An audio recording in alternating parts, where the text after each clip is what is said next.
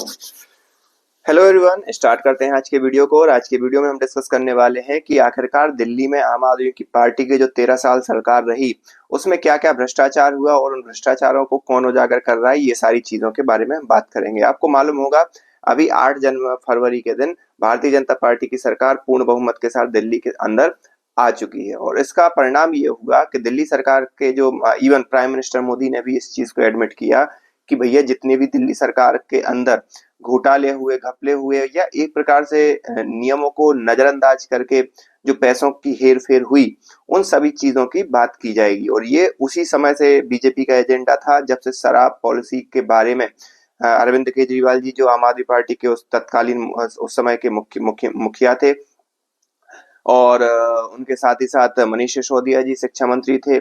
और ये सारे लोग जैसे ही जेल में गए थे तभी से बीजेपी का ये कोर एजेंडा था कि भाई इस चीज को निकाल कर सामने लाया जाएगा। और यही बीजेपी ने किया भी।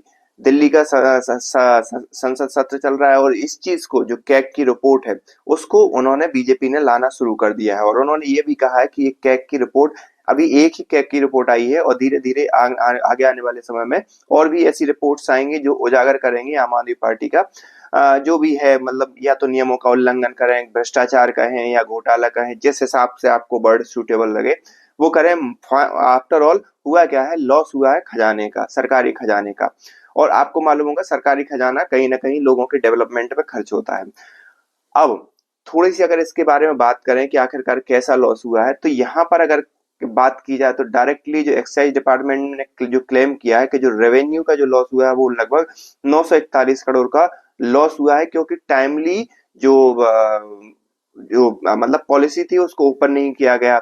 और मतलब जो नॉन कर्मल जैसे किसी को बेंडर को दिया है तो उसको किस वार्ड में जाना है, किस वार्ड में नहीं जाना है, तो उसके कारण लॉस हुआ। दूसरा लॉस इस प्रकार से हुआ कि जिनको 3-3 साल का लाइसेंस मिल गया था, अब नई पॉलिसी में उनको क्या हुआ कि ज्यादा से ज्यादा लिबर्टी मिली, ज्यादा से ज्यादा चीजों को सेल करने की चीजें मिली। तो मान लो अगर किसी बंदे ने 2020 में लाइसेंस ले लिया और 2021 में नई पॉलिसी आई तो उसको नई पॉलिसी में एनरोल करना है, तो पहले वो उस लाइसेंस को क्या करेगा, सस्पेंड करेगा या सरेंडर कर देगा कि भैया हम इस लाइसेंस को सरेंडर करते हैं। तो उससे क्या हुआ, टोटल लॉस उससे लगभग 900 करोड़ उससे लॉस हो गया।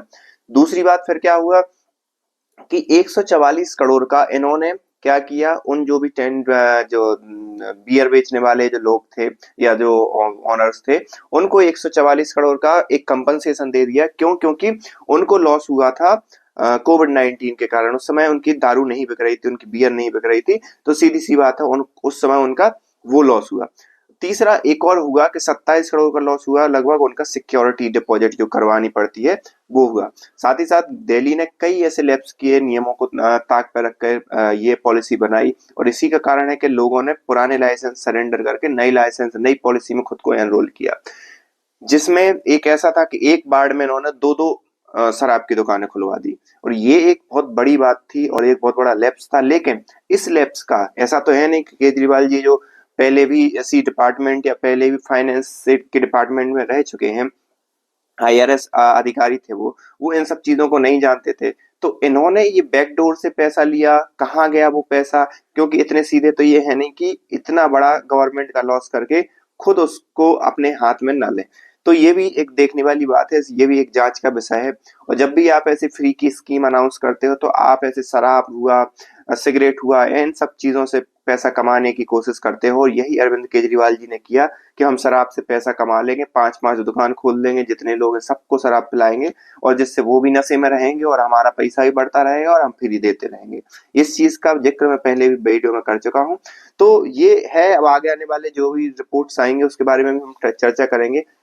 फिलहाल लगभग 2000 करोड़ का एक घोटाला निकल कर सामने आया है, या नियमों को ताक पर रखकर एक चीजें जो की गई वो निकल कर सामने आई हैं। आप इस बारे में क्या सोचते हैं, आप हमें कमेंट करके बता सकते हैं। मिलते हैं नेक्स्ट वीडियो में, तब तक के लिए थैंक यू।